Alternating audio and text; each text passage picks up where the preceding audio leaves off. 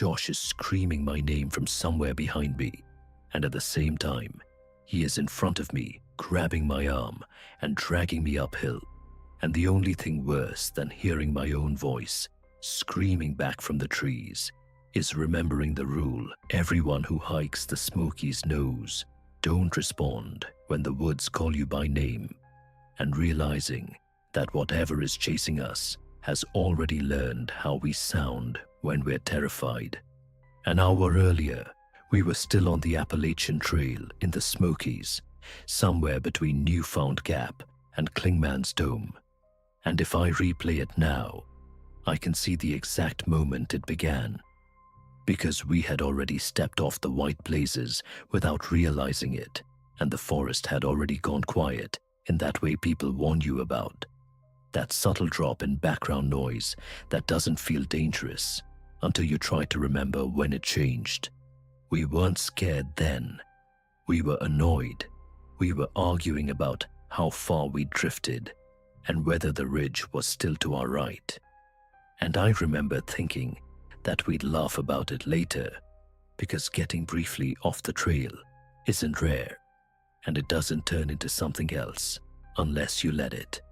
The moment I heard my name from behind us, I reacted automatically and turned, because it was his voice, clear and close, using the exact tone he uses when he wants my attention. He was not behind me. He was ahead of me. And when he saw my expression, he stopped and asked what was wrong. I told him he had just called my name, and he stared at me long enough that I could see the same thought forming in his mind that had just formed in mine, because he said he hadn't said anything. The forest itself was unremarkable at that moment, which somehow made the situation worse. There was wind moving through the canopy and the faint rustle of something small in the underbrush, but nothing that explained a voice delivered that cleanly, that precisely. We stood there for longer than we should have, listening for a repeat that didn't come immediately. And then we did what people do when something doesn't fit their understanding of reality. We told ourselves that sound travels strangely in the mountains, that echoes bend in ways that distort origin, that maybe we had heard a fragment of our own earlier conversation thrown back at us in a way that mimicked a direct call. That explanation was fragile, but it was enough to keep us moving. We began climbing toward what we believed was the ridgeline, where the trail should intersect again, because in that section of the Smokies, the trail tends to run high, and reaching elevation felt like regaining control. The ground grew steeper and more uneven as we moved, and the light beneath the canopy shifted as the sun lowered. The forest started to flatten visually, shadows deepening in ways that made distance harder to judge. It was during that climb that I heard my name again, and this time there was no hesitation in my reaction, because the voice was closer, sharper, and unmistakably Josh's. He heard it too, I could tell, because he stopped before I did, and when he looked back at me, there was no confusion in his expression anymore, only tension. He told me quietly not to answer if I heard it again, and that instruction alone changed the atmosphere between us. We were no longer treating it as a curiosity. The voice spoke again, but it did not just call my name. It said, "Wait," in Josh's tone, using the exact cadence he uses when he wants to correct my pace on a climb. He did not say that word. He did not even glance backward when it happened. Instead, he increased his speed slightly, and I followed without discussion. The forest behind us felt occupied, not because we could see anything moving between the trunks, but because the timing of the voice was too precise to dismiss. When Josh spoke under his breath, telling me we needed to reach the trail before dark, the forest repeated his sentence seconds later, It did not shout. It did not distort the words.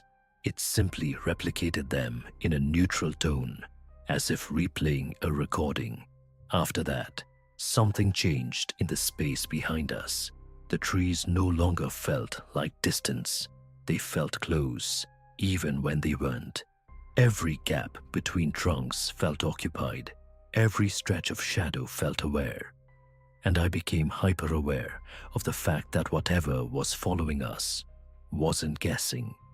It was listening and responding in real time. We increased our pace again, still not fully running, because running on uneven Smoky Mountain terrain invites injury.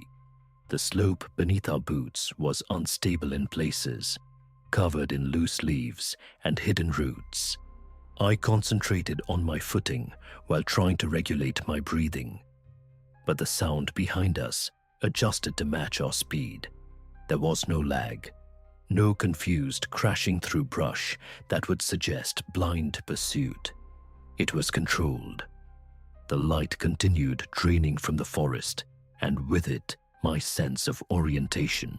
The canopy above us absorbed what little remained of the sun, and the world narrowed into a dim corridor of visibility.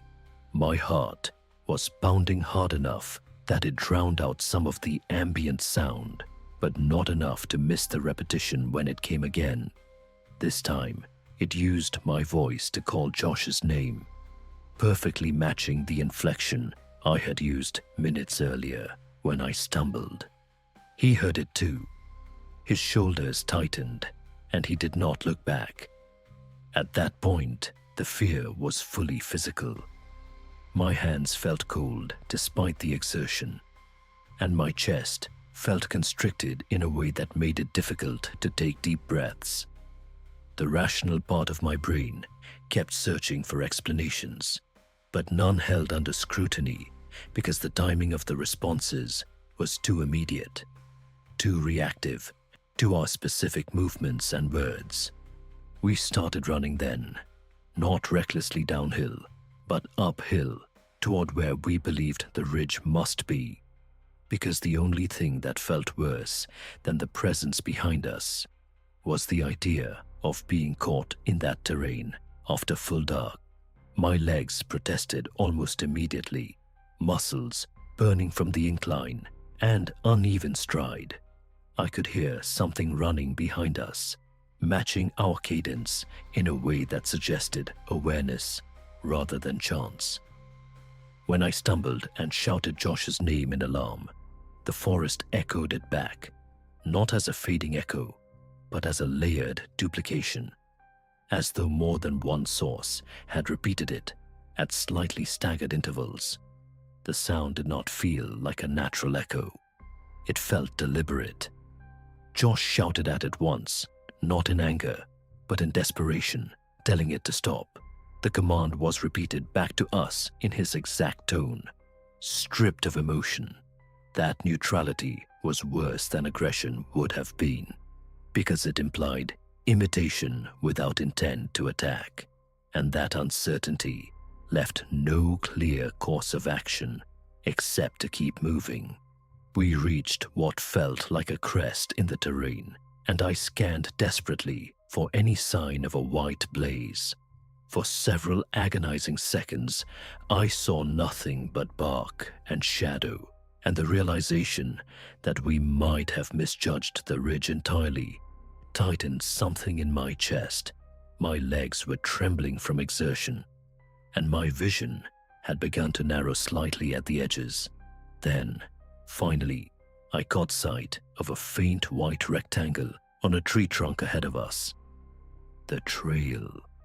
We stepped onto the marked path and immediately turned downhill toward the trailhead, because that was the fastest known route to open space and other people. The ground felt different underfoot, more compact and predictable, and that alone gave me a surge of relief that almost unbalanced me. Behind us, the running continued for several seconds along the tree line, parallel to the trail, but not crossing onto it. I turned once, despite telling myself not to, and saw nothing moving between the trunks. The forest looked unchanged, calm even. Then the sound stopped abruptly, not fading with distance, but ceasing entirely. We did not slow until the trail widened, and the faint sound of traffic reached us through the trees. My lungs burned, and my hands were shaking uncontrollably by the time we reached the parking lot. Neither of us spoke immediately, because putting words to what had happened would have made it more solid.